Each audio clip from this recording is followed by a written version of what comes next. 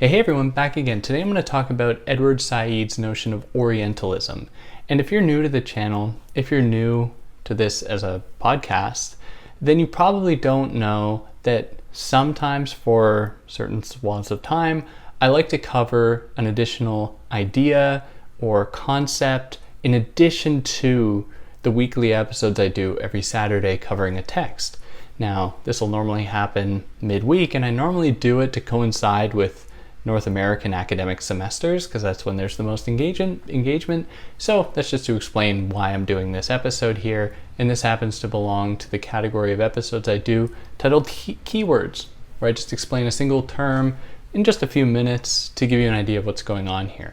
Now, before jumping into it, if you are new, hi, I'm David. I like to explain philosophical concepts and ideas to you so you can hopefully learn more on your philosophical journey. If you're new here, you can find this. If you found this on YouTube, you're going to be able to find it in podcast form pretty much anywhere where you get podcasts. If you found this in podcast form, you can find the video on YouTube.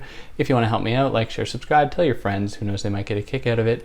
You can help me out monetarily via Patreon or PayPal. Links in the description if you're interested.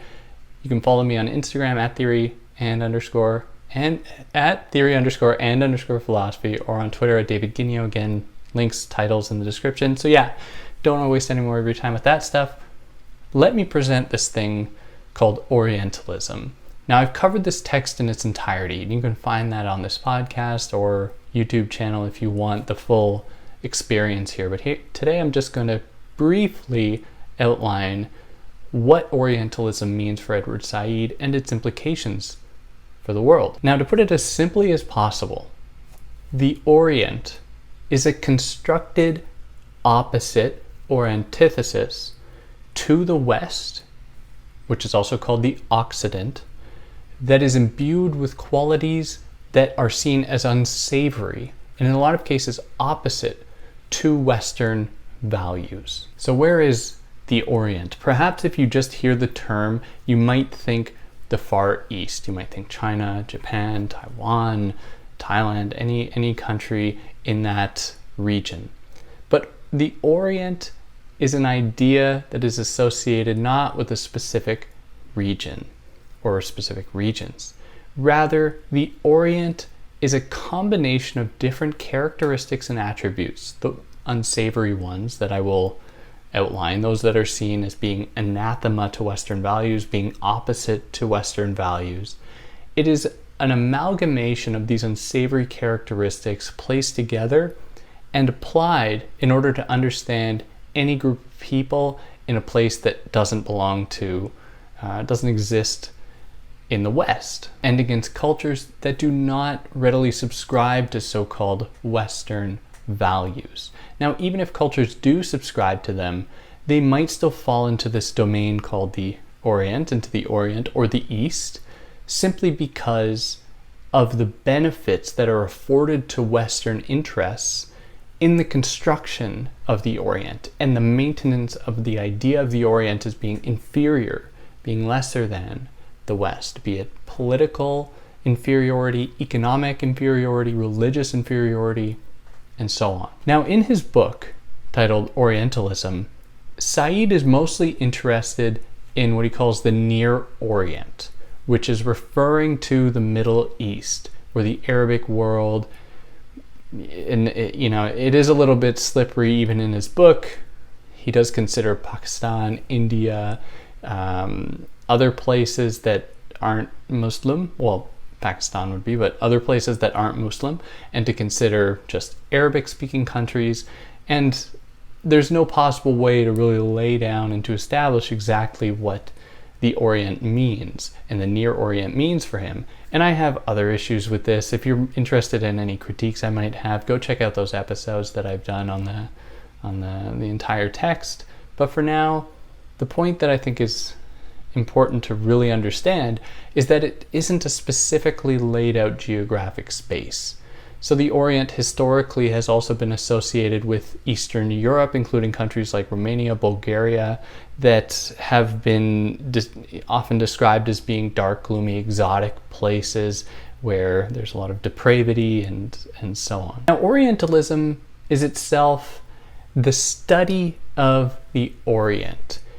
And it extends beyond just the academic study of the Orient to people going to the Orient just to better understand it, to political bodies trying to understand the Orient in order to manage and to prepare for military expeditions, colonial expeditions there.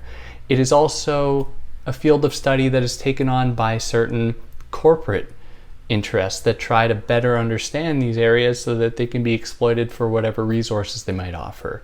And as we'll come to see in the 20th century, oil.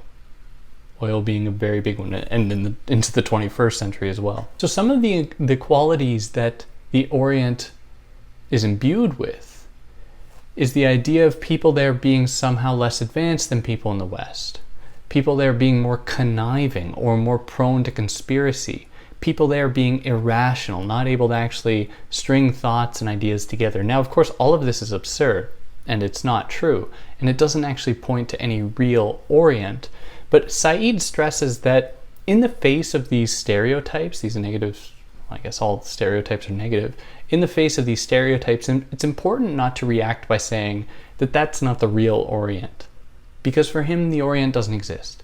It is an umbrella term used to degrade a number of different nations and cultures for Western interests. So someone in Pakistan is going to be different from somebody in Iran. Like, they're totally different cultures. And Afghanistan, Iraq, like, these are very different places. And it's wrong to just assume that there is this real Orient and just imbuing the Orient with so-called positive qualities.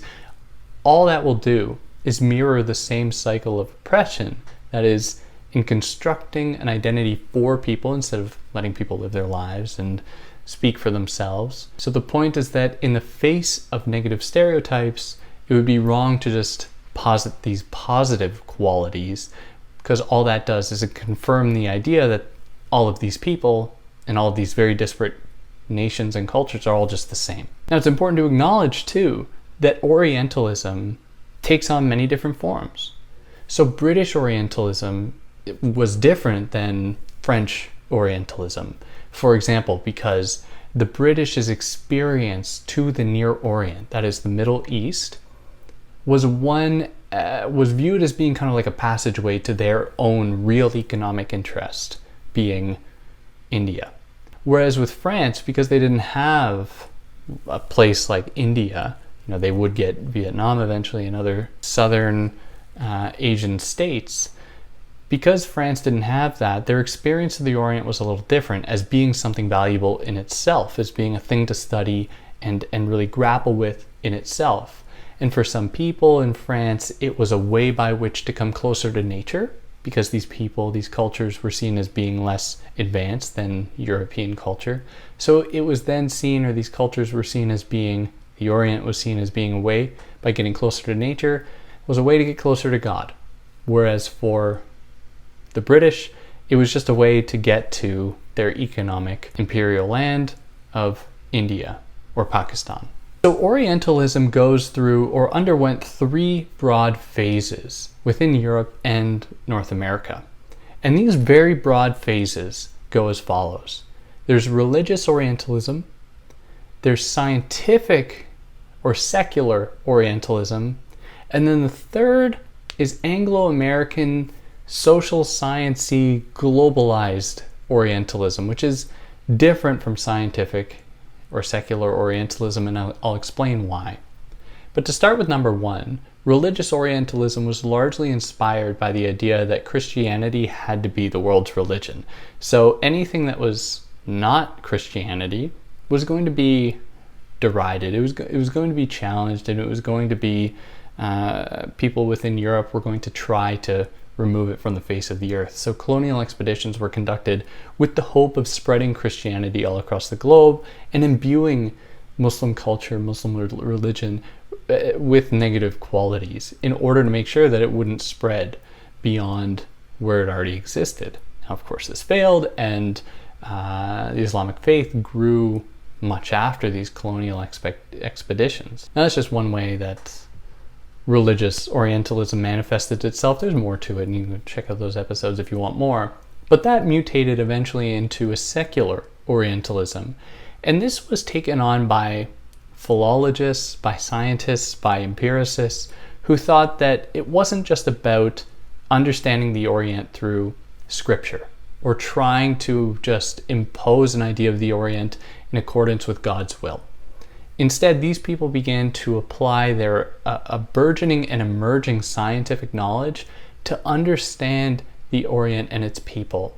And this happened to also coincide with various constructions of race, where people with more brown skin compared to white-skinned Europeans, at least as they were constructed, were going to be seen as being inferior because of their biological makeup, their physiology, which was justified through scientific discourse, through scientific study, and so on.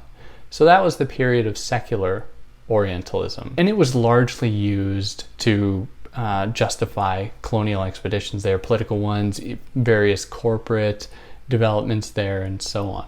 Now this gave way to Anglo-American social science-y Orientalism that sought to not go to these places and to study these people, but rather to just apply a specific understanding of the Orient and then use that to understand these people. So there was even less engagement than there was under the second phase of secular Orientalism. And this is one that was largely found within the United States. And so various constructions of the Orient began to just replicate themselves. And this was partly helped by a massive culture industry that spread negative images of Arabic people all across the United States and the rest of Europe very quickly.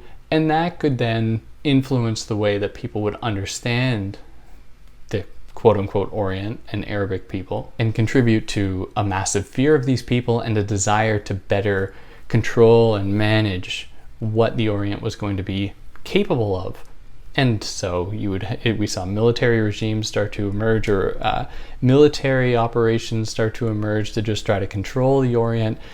You know, Western nations being suspiciously eager to jump overseas, at least from North America, to insert themselves in any conflict in the so-called Orient, the Middle East. And this is also at a time when globalized capitalism has reached such a point as to leave little opportunity for any alternative. And so at the same time, there is a desire, kind of percolating desire among the so-called West, to make sure that it can drum up support for its globalized movements by constructing enemies.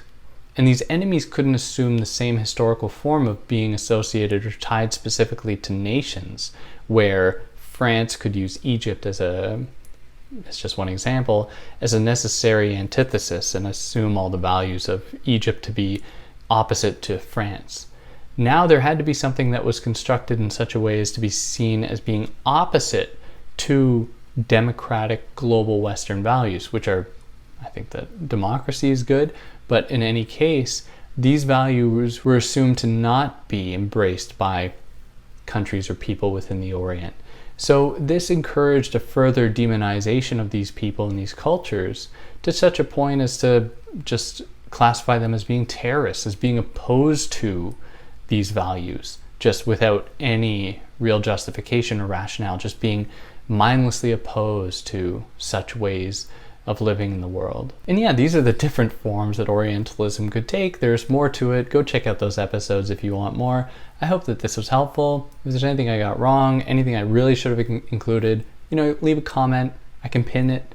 People can see. Tell me that I'm wrong, and then I'll pin the comment, and people will see, and they will laugh at me, and that will be fun. You can leave a review on a podcast platform, leave 5 stars. That'd be great. And yeah, catch you next time. Take care.